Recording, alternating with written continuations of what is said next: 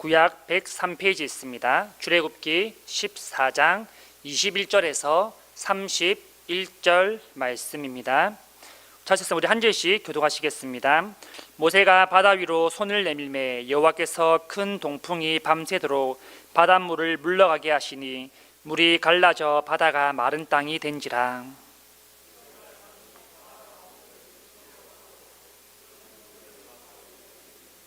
애굽 사람들과 바로의 말들, 병거들과 그 마병들이 다 그들의 뒤를 추격하여 바다 가운데로 들어오는지라.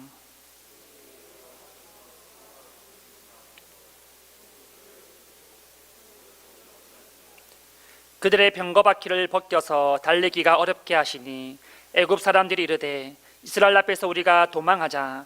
여호와가 그들을 위하여 싸워 애굽 사람들을 치는도다.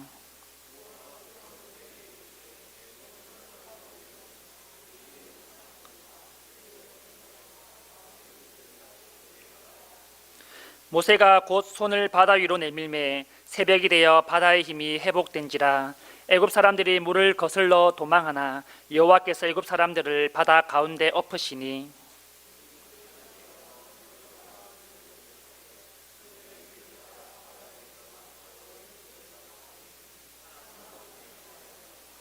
그러나 이스라엘 손은 바다 가운데를 육지로 행하였고 물이 좌우에 벽이 되었더라.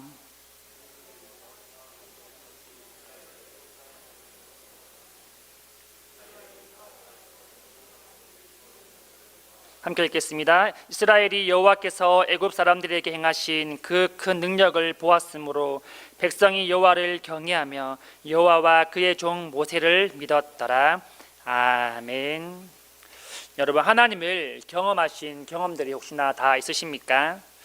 너무나도 아이러니한 것은 모태신앙이나 또는 신앙생활을 오래 하신 분들에게 물어보면 하나님을 경험한 적이 없다라고 말하는 분들이 참 많음을 보게 됩니다. 이전에 모태신앙이었던 중고등부 위원장 학생이 있었습니다. 이 학생은 수련회를 가게 되거나 또는 교회에서 기도회를 할 때 항상 부르짖으면서 눈물로 기도하던 그런 학생이었습니다. 그래서 제가 한번 어느 날 물었습니다. 너는 하나님을 만났니? 경험했니? 라고 그렇게 물었습니다. 근데 놀랍게도 그 학생은 하나님을 만나지 못했다라고 대답을 합니다. 기도하면 눈물은 나는데 아직까지 하나님을 경험하지는 못한 것 같다라고 대답을 하는 것이죠. 그렇게 기도가 열심히 하는 이유가 하나님을 경험하기 위함이라는 그런 대답을 듣게 되어졌습니다.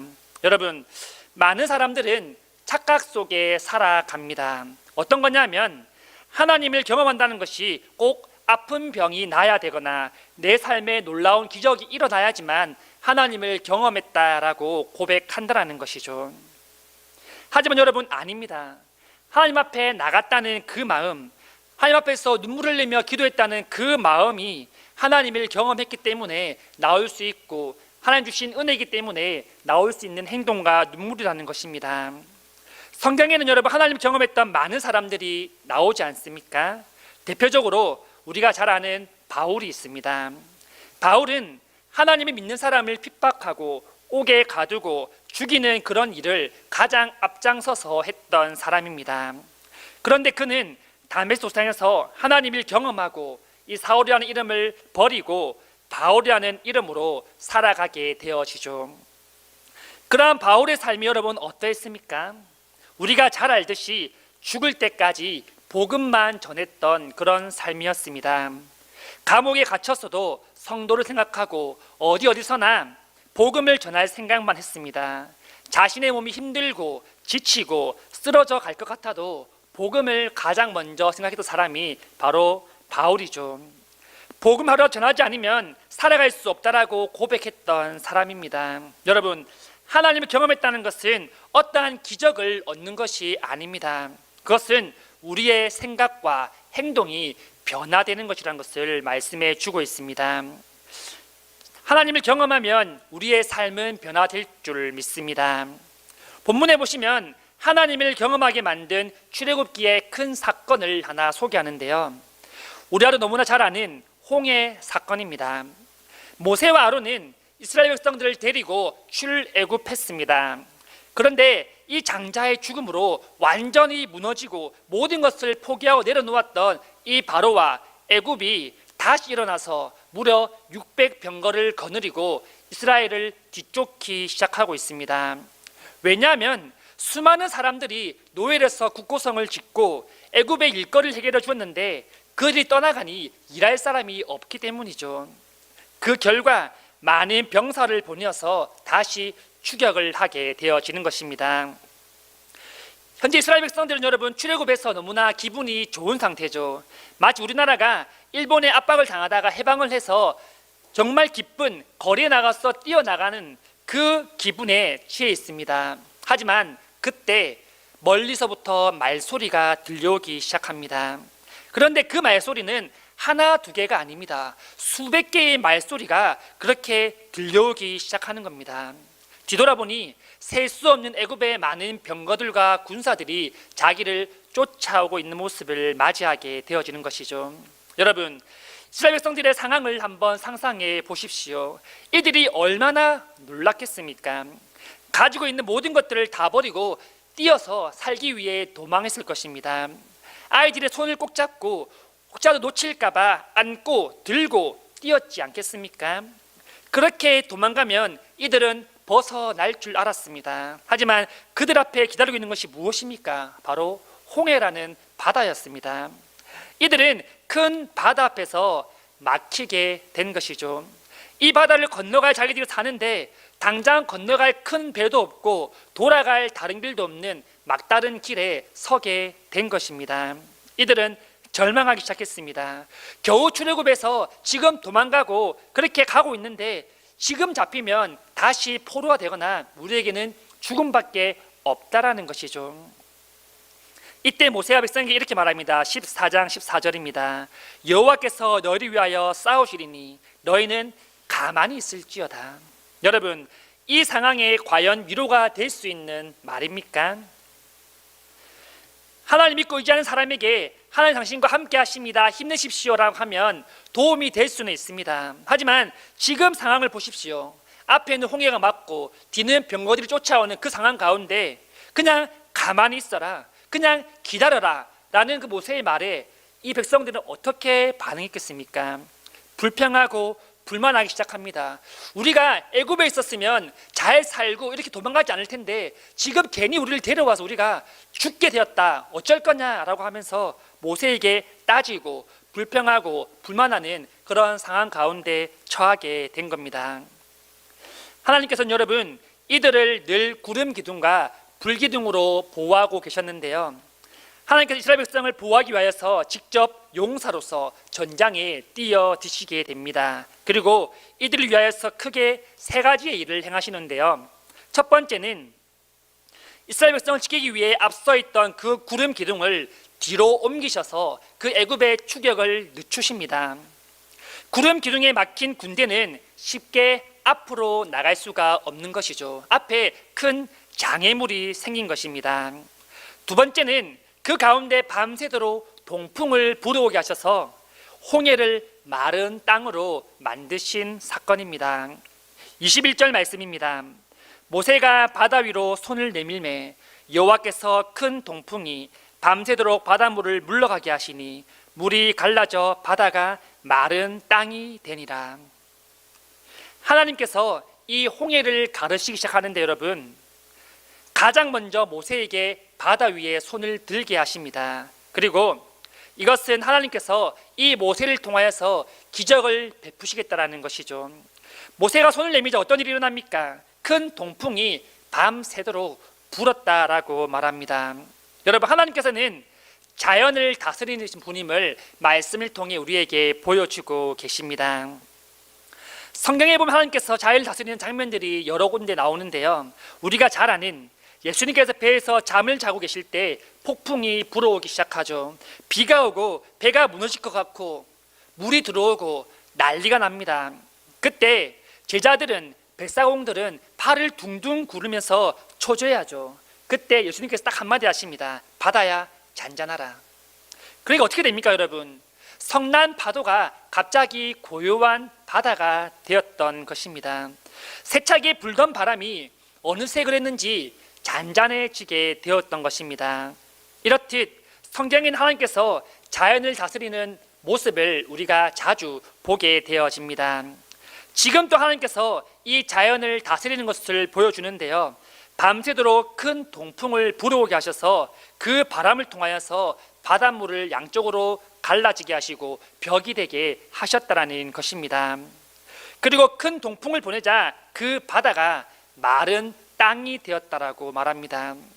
여러분, 바다가 얼마나 수심이 깊습니까? 그게 땅이 되려면 얼마나 강한 바람이 불어야 됩니까? 결코 자연현상으로서는 일어날 수 없는 하나님께서 행하시는 놀라운 기적이라는 것을 성경은 분명히 우리에게 보여주고 있다라는 것입니다.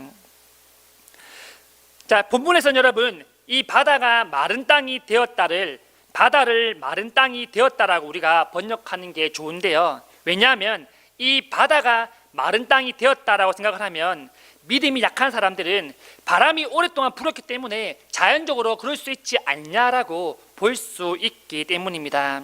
하지만 그것이 아니라 하나님께서 바다를 마른 땅이 되게 하셨다라고 우리는 그렇게 읽고 고백해야 됩니다.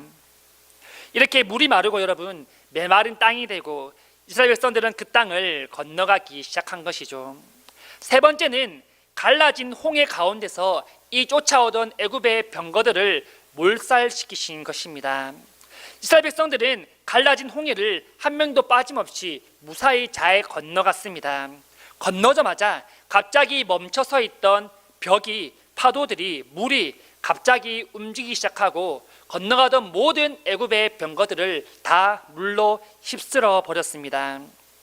이런 일이 있을 수 있는 이유는 하나님께서 용사로서 이스라엘 대신하여서 싸워 주셨기 때문에 이런 놀라운 결과를 가져올 수 있었다라는 것이죠. 여러분, 홍해가 갈라지기 전에 사람들의 태도는 어떻습니까? 모세를 원망하고 하나님을 원망합니다. 불평하고 불만합니다. 그런데 하나님께서 홍해를 가르자 이들의 반응이 어떻게 달라집니까?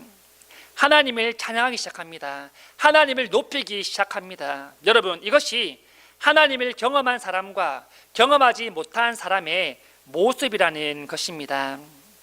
하나님을 경험하지 못한 사람은 여러분 늘 마음 가운데 의심이 쌓여 있습니다. 늘 마음 가운데 불평이 가득하고 불만이 가득합니다. 마치 홍해를 건너기 전에 이스라엘 백성들의 모습과 같다라는 것이죠. 하지만 하나님을 경험한 사람의 삶은 다르다는 것을 볼 수 있습니다. 하나님을 체험했던 사람의 삶은 분명히 그 이전의 삶과는 다르다는 것을 우리는 너무나도 잘 알고 있지 않습니까? 하나님 여러분, 우리에게 각기 다른 모습으로 찾아오시고 말씀하십니다. 모습은 다르지만 그 모든 모습은 다 하나님의 모습이라는 것이죠. 여러분, 아직까지 하나님을 경험하지 못하신 분이 이 자리에 계십니까? 우리가 기억해야 될 것은 하나님은 언제 어디나 늘 함께 우리와 동행하고 계신다라는 사실입니다. 하나님을 경험하기 원하신다면 하나님의 자리에 나올 수 있기를 원합니다. 하나님이 계신 자리에 나올 때 하나님을 경험할 수 있습니다. 예배 자리에 나오시고 기도의 자리에 나오시고 전도 자리에 나아가시고 하루의 모든 삶 가운데 하나님과 동행하는 그런 삶을 살아야 우리가 비로소 하나님을 경험할 수 있다라는 것입니다. 여러분, 우리 하나님은 오늘도 우리를 대신하여서 용사로서 대신 싸워주고 계시는 줄 믿습니다. 하나님의 용사로서 하나님의 백성을 위하여서 친히 싸워주십니다. 왜냐하면 우리는 연약한 존재들이기 때문이죠. 우리는 결코 사탄의 유혹을 스스로 이겨내거나 벗어날 수 없는 존재이기 때문입니다. 그렇기 때문에 하나님이 친히 우리를 위하여서 나서시고 용사로서 싸워주신다라는 것입니다. 말씀을 정리하겠습니다. 여러분, 때로는 우리는 살아가다 보면 홍해와 같이 또 앞에 있는 애굽의 병거와 같이 막혀 있는 것을 경험할 때가 있습니다. 어디로 가야 할 바를 알지 못하는 그런 때가 반드시 찾아오게 되어 있습니다. 하지만 우리가 아까 찬양하지 않았습니까? 바다가 갈라지지 않는다 할지라도 하나님께서는 그 바다를 건너가게 물 위로 걷게 하신다라고 말씀합니다. 우리가 생각하는 것보다 더 이상의 기적을 하나님은 준비하시고 계획하고 계신다라는 사실입니다. 그렇기 때문에 뜻하지 않는 어려움이 찾아온다 할지라도 우리는 끝까지 하나님만을 붙들며 하나님을 신뢰할 수 있는 삶을 살아갈 수 있기를 간절히 원합니다. 하나님을 경험하려면 하나님 경험할 수 있는 그 자리에 나아갈 수 있기를 간절히 원합니다. 그리고 그 경험의 자리가 우리 매일매일의 삶과 우리의 직장과 사업터와 가정이 될 수 있기를 간절히 소망합니다. 성도님들이 날마다 하나님과 동행하며 또한 하나님을 경험하기 위해 하나님 앞에 나아가며 또한 우리가 연약한 존재임을 하나님 앞에 고백할 수 있는 성도님들이 다 될 수 있기를 간절히 소망합니다.